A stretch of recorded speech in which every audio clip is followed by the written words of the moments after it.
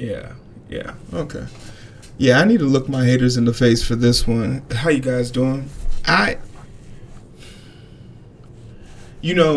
6 months ago when I made an Assassin's Creed video talking about, I'm going to be super excited to play this game, and the mountain of unsolicited, maybe solicited, I'm not sure if I solicited it, but it was probably deserved. There's no such thing as bad attention, right? But the amount of angry, neckbeard, anti-woke, anti-happiness, lonely, basement-dwelling, never had a pedicure, never had a manicure, just individuals destroying bed sheets that are never washed, dishes piled up in your sink, life not going the way you want to. You thought making $60,000 a year was enough to make the girl at the gym pay attention to you. In reality, it's your odor that's causing the dysfunction in your life.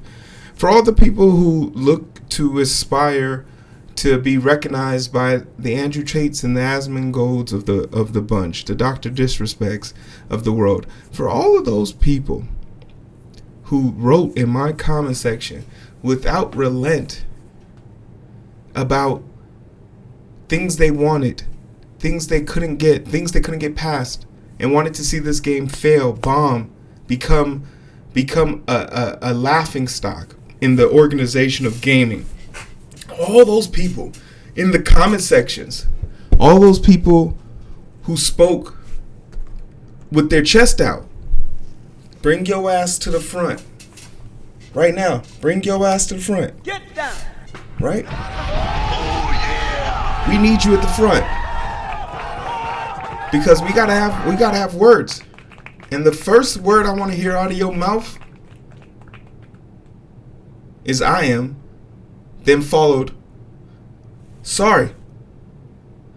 Not only are you sorry for downplaying this amazing game, I also want to hear you say you're sorry for your poor taste and fruitless lifestyle. How you was prepared to hate on a game that hadn't come out, was in the place that people have been waiting for the most, from a developer that has sold 5 million games on a bad one. Nah, you got to come to the front, and I want to hear apologies. Because it's true. There was a vocal minority out there. It's absolutely true there was a vocal minority out there. Too bad you guys only matter when the games are bad. And it just goes to show you, good games trump all types of talking points. Same thing with the Hogwarts. Now with Ubisoft's Assassin's Creed Shadow. So today, I want to talk about the success of the game. I want to talk about my time playing the game, my experience with working with Ubisoft. Shout out to them for letting me play the copy of the game that I played. And I want to talk about just what it really means to truly enjoy the year of gaming. Games are fun again. Clap it up. What more? Games are fun.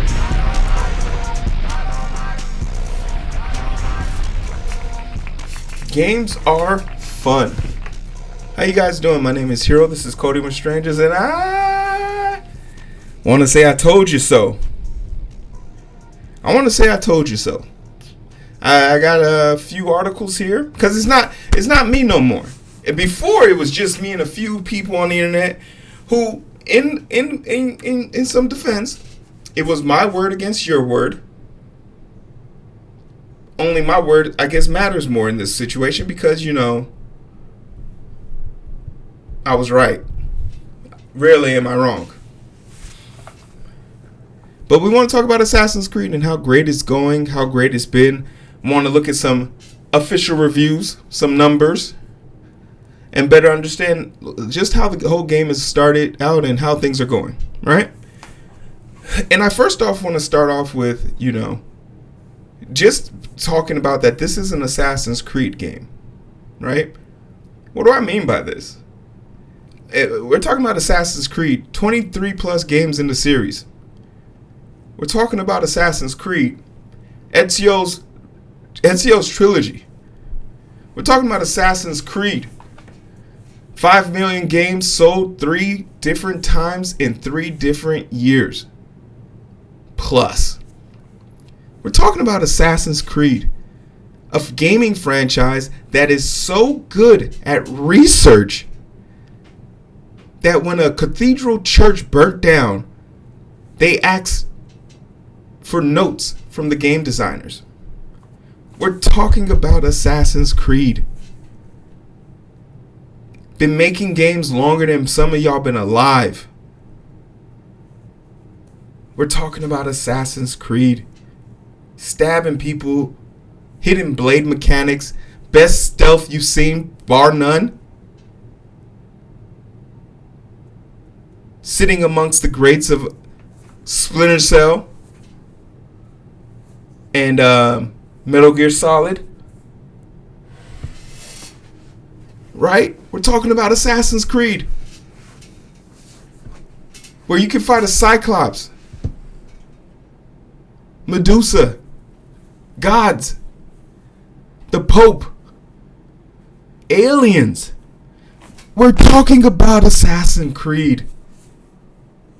Anyone who was saying that this game wasn't going to excel or be what it was had to look at history and say, we are not going to repeat ourselves. And that's just not factual. It's a formula, you idiots. And if we as people have proven anything, we've proven, hey, what's up, Rand? We've proven that we are creatures of habit. We've proven that we enjoy the duplicity and the comfort of familiarity. We've proven that we are simps. That's why they can put a microtransaction in the game. I'm not buying no microtransaction. But there's people out there that will. There's people out there that want to be different. Good for them. That's why I stopped having the microtransaction argument or debate. Because there's people out there. And that's who Ubisoft is talking to. Hit dogs don't holler. Or hit dogs do holler. But we're just talking. I just want to be clear. Anybody who was wishing for this game's downfall, pay to win.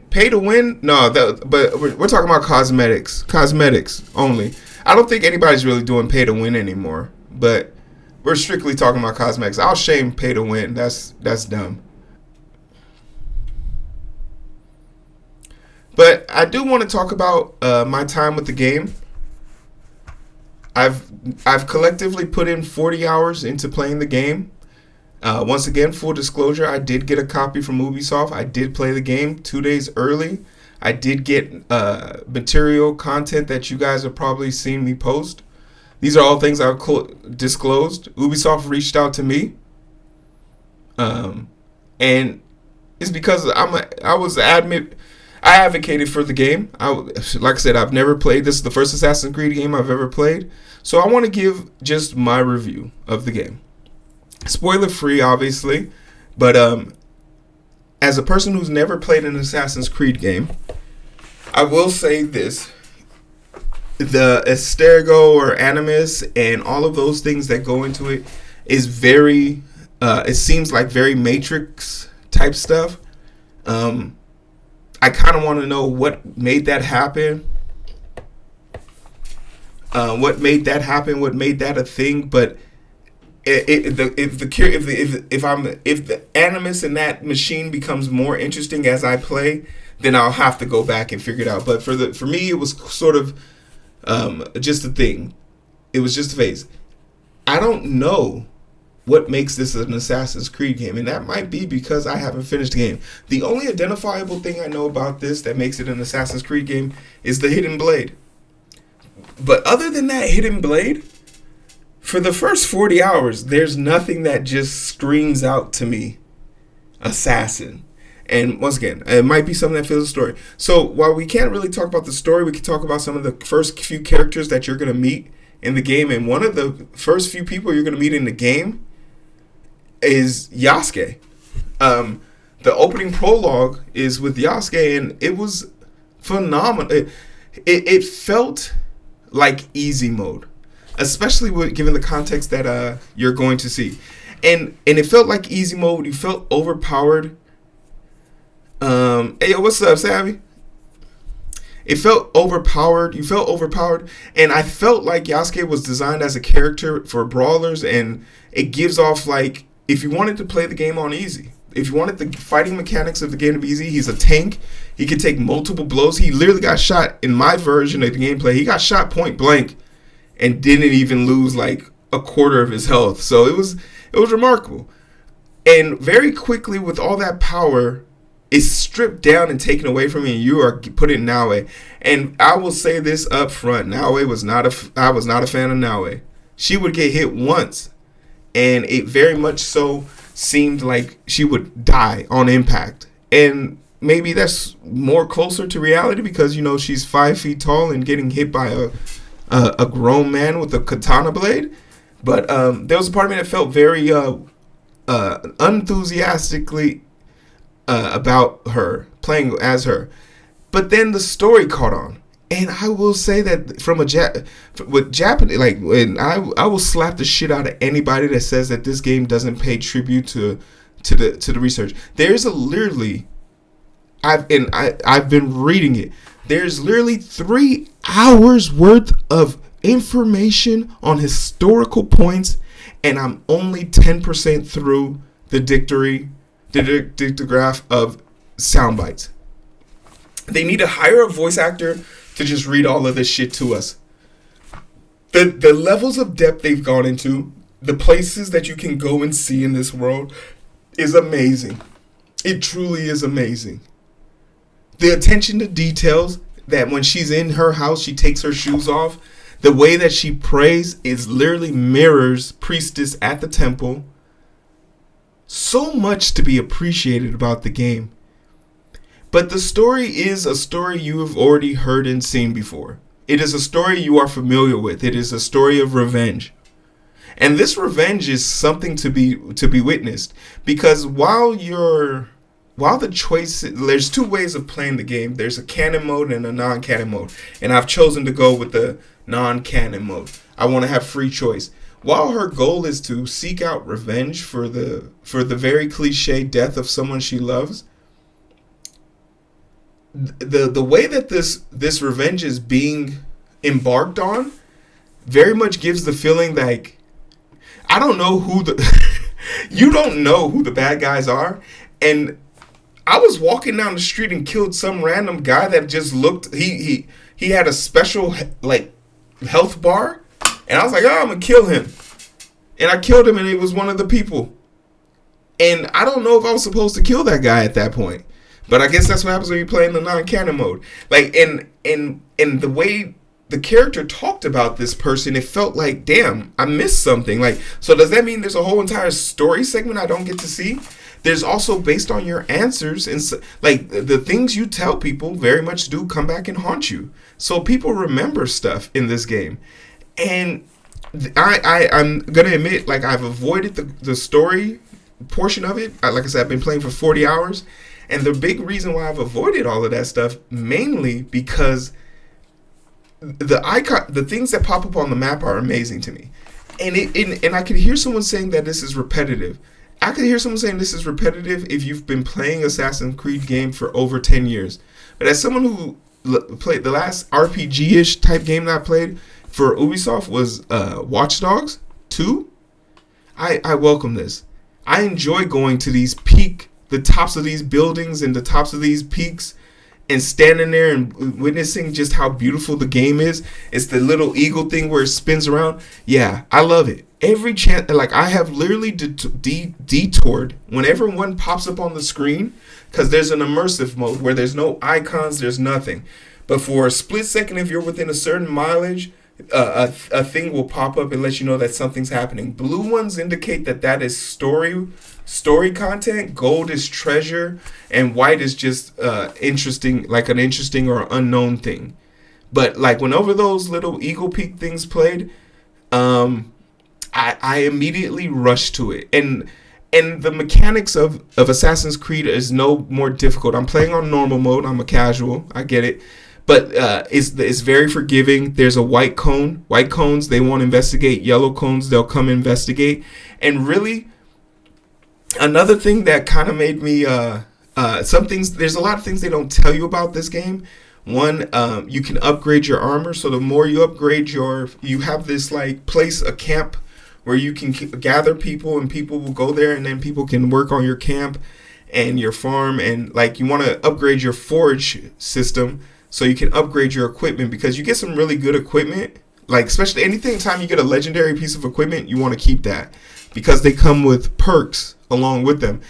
And once you unlock the double assassination tool, there's literally an outfit that you get that will let you throw a one-hit kill kunai at someone close or nearby.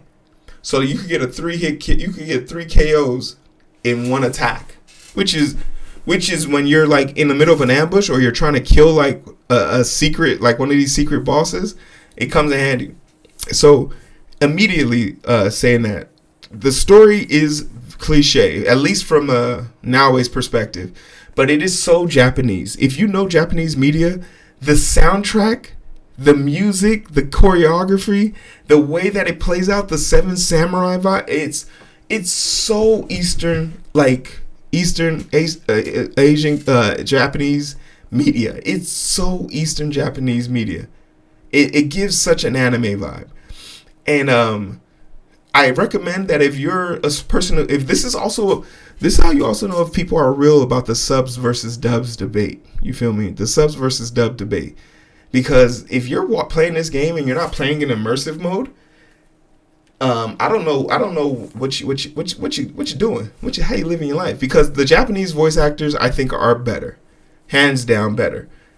Reading the subs might be a little bit, and the story is very impactful, but you feel the performances from the Japanese, and the American ones aren't bad too. When I stream the American ones. But nowadays, voice actor is very good. Yasuke's voice actor is very charming, but as that aspect of it, I'm very like comfortable now. I haven't seen Yasuke since the opening, and I'm okay with that. Remember when I first picked up this game, I was like, oh, we're doing an all Yasuke run. I have fallen in love with Naoe, her little deadly, dangerous ass. And I think it's mostly because she's so adorable.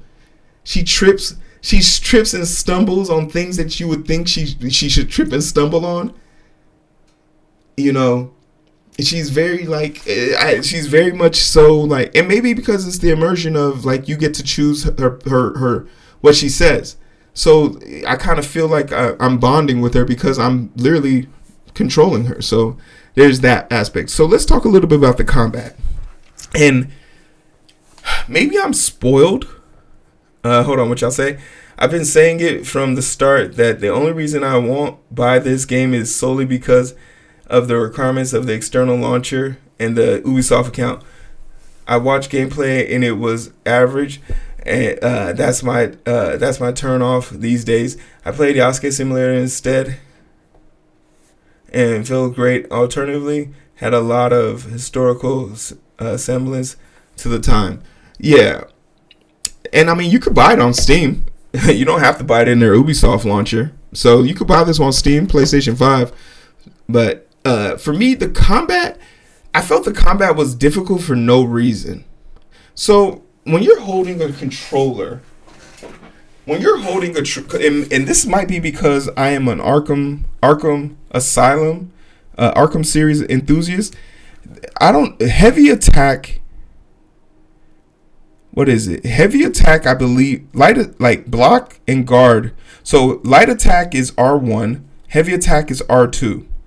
Heavy attack should be box, light attack should be X. Your block should be R1, or maybe your block could be L1. Your dodge should be circle, and triangle should be your counter. So triangle should be your block. You want all of the moves that will decide your fate to be on one pad. I think the combat controls are unnecessarily complicated. And it becomes very cumbersome when you have to know that like your two methods of dodging or protecting yourself is L1 and circle, and you find yourself very much mashing R1 and R1 and R2.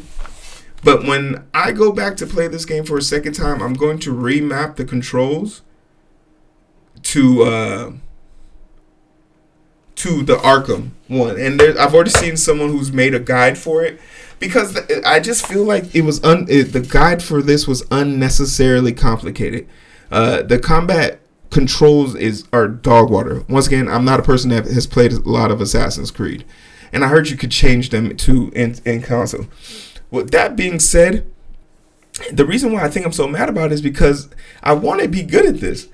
The combat is amazing.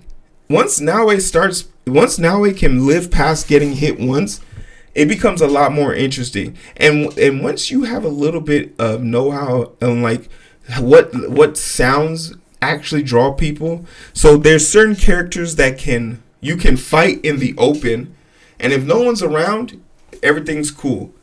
But then there's certain characters that while you're fighting them, they'll call for help.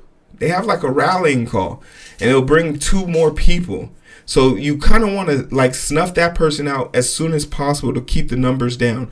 There's people who have like long staffs and the big burling dudes, but all of that stuff is it for intimidation factor in the very beginning. Once you learn your bread and butter combo and you realize that you can't dodge that red shit, you have to dodge the red hits, and you have to multi-parry the blue ones, you're good.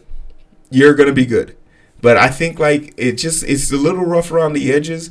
Sometimes the camera gets in the way if you're in tight spaces.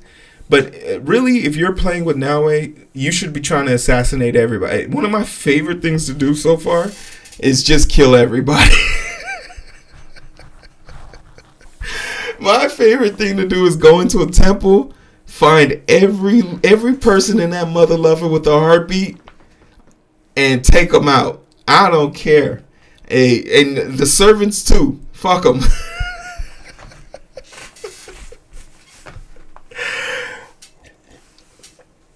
Yo, I tried to do a run where I was like, okay, I'm not going to kill none of the servants. Hey, one of them ran off to go snitch on me. Yeah, I was like, hey, y'all all got to die. Y'all all have to die now. But, hey, you know what? My whole thing is, you don't get paid enough to care. You just see me kill your boss. What you doing? You feel me? You just saw me kill your boss. Why are you tripping? That's like being an employee for Walmart and chasing down the dude stealing the TV. You're not getting the TV if you catch me, bro. Maybe I am saying, but like, I'm a black man, and I know the house Negroes weren't good people. They thought they was better.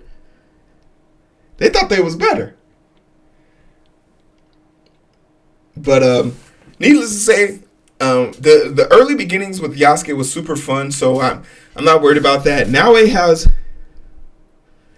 Naue now has this situation where, you know, she's getting better skill sets and different things. I don't know how she's going to handle ranged characters, but she doesn't really have to worry about ranged characters because she can literally climb up anything. So it's super fun. Clearing out castles is always interesting. They clearly put a little thought into the AI, but it's very much like in this level of stealth is very much so. You distract people, you bring them to you. You take them off one by one. Once you get that first kill, everyone starts to just sort of line up. They are very attentive in the sense that if they're on alert, they will travel in pairs. So that makes it a little bit more difficult. But as long as you're not seen, they could find a body in the middle of the road and just be like, "Damn, somebody got his ass."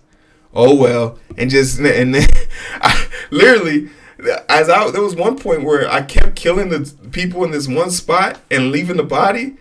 Left first body. Somebody found that body. I killed him the same way he got killed. Somebody else pulled up. He said, oh, he didn't even ask about the first person that died. He was only worried about the fresh body. He was like, damn, what happened to you?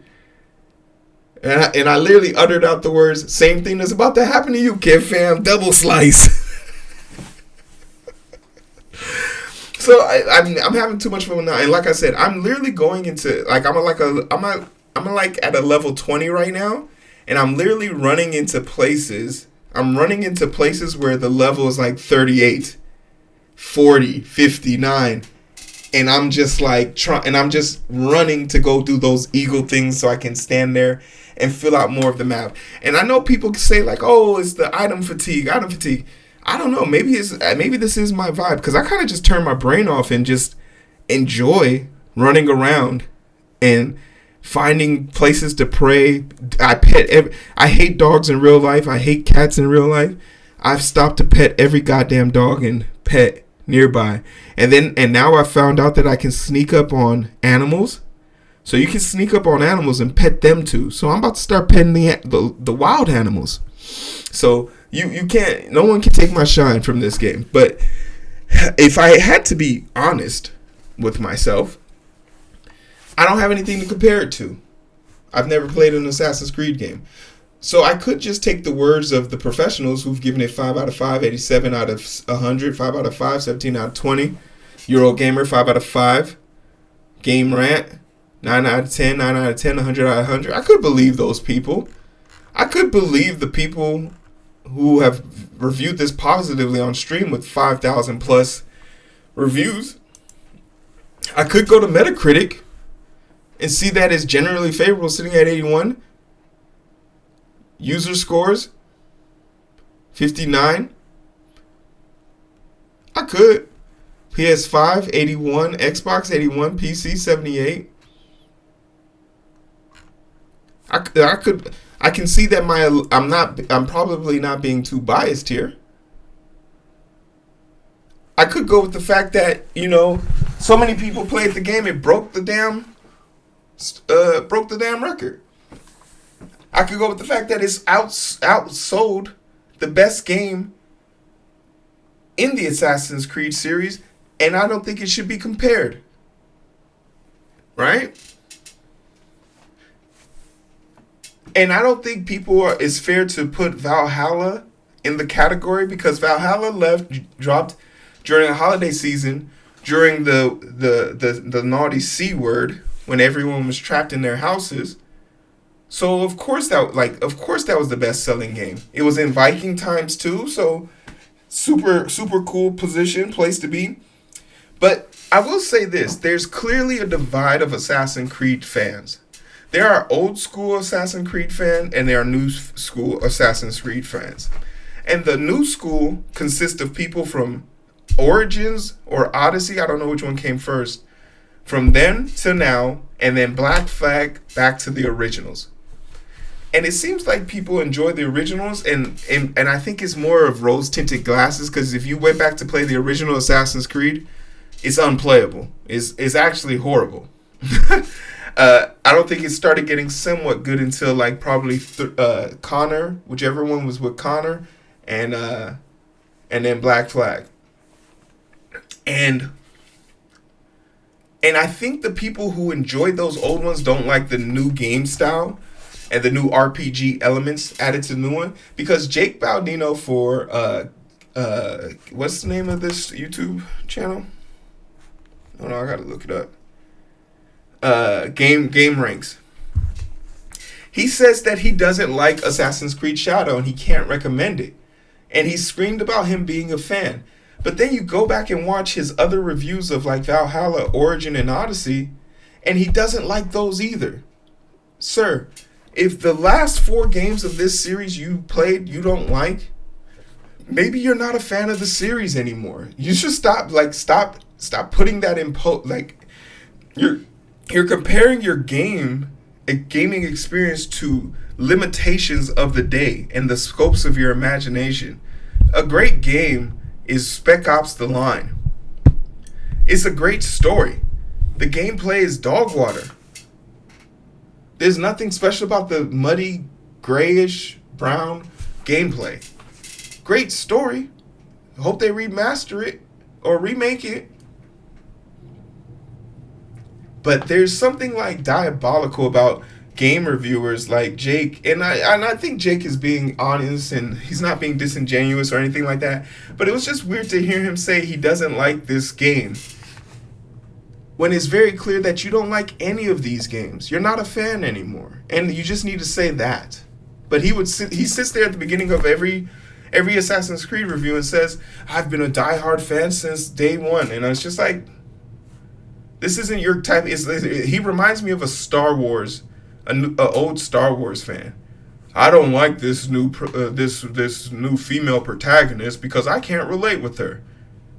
He said he didn't like Naoe's voice actor and he didn't feel like a connection to her. Yeah, because your favorite last game was Valhalla. You're a white dude. It makes sense now. And once again, I'm giving him shit. I'm pretty sure Jake's a great guy, but it just rubbed me the wrong way. So I say all that to say, the game has had 2 million people playing. That's including people like me who got the game for free. It broke the record for the most active players on an Assassin's Creed game. It's crazy. Letting your game out on Steam simultaneously sounds like it helps the sales of your game. Who'da thunk it? And at the end of the day, this game is probably going to sell. It's going to be the 5th game to sell 5 million copies in the series. Maybe more. Yeah, they have it projected for 8 million. So the question is, with all this good news, investors are happy, owners are happy, developers, Ubisoft developers stand proud. You did good. And I haven't even mentioned just the fucking environment. This game, and keep in mind, I'm playing on a pretty beefy system. This game looked amazing. The environmental artist really changed my mind about environmental artists. And please, for the love of God and everything that's good, stay on the road. I took one trip into the forest. And at one point I started to panic because I wasn't sure if I was going to ever make it back to the road. I started to panic.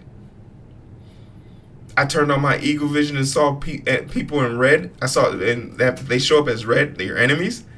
And I ran towards them because I was like, okay, they got to be near civilization.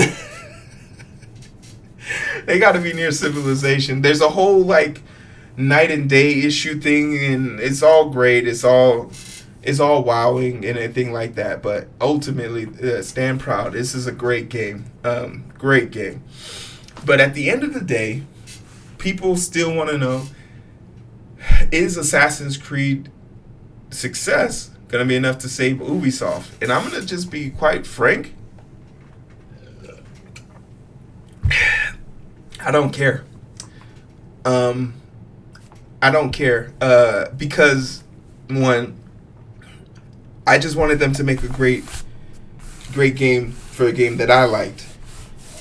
If they can't be this competent with all their other IPs and all their other things, then maybe they need to downsize and strictly make this.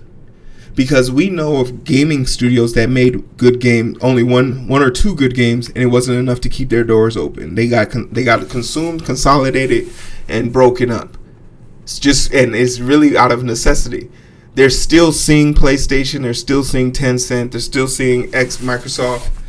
They're still shopping around. So for me to sit here and say, "Oh, I hope Ubisoft survives," it's more so I hope they don't fail. But I'm not sitting here like trying to support like they have done some atrocious things and in large part are responsible for that game like that. The toxic traits that they were suffering, they're in large part in their earlier years responsible for harboring and protecting with their CEOs and shit like that. So they're not innocent in the game. I don't think it's worth them being like shut down or anything, but I do hope that they continue to like succeed in the sense that they don't fail. And as long as they're making good games, I don't see how they could fail. So their future is really in their fate. But I think that their fate has already been sealed, and they're looking for this great game coming out now will put an extra bump in that sale. So good on them. There's a few videos out here. I probably could talk about Assassin's Creed rolls out 2 million players. We already talked about all this, but that's just my opinion. I'm curious to know what you guys think. If you owe me an apology, please put it in the comment section. If you were one of those people who hated on this game and wanted it to fail and go woke, go broke, that's 2 million motherfuckers playing. Eat it, loser.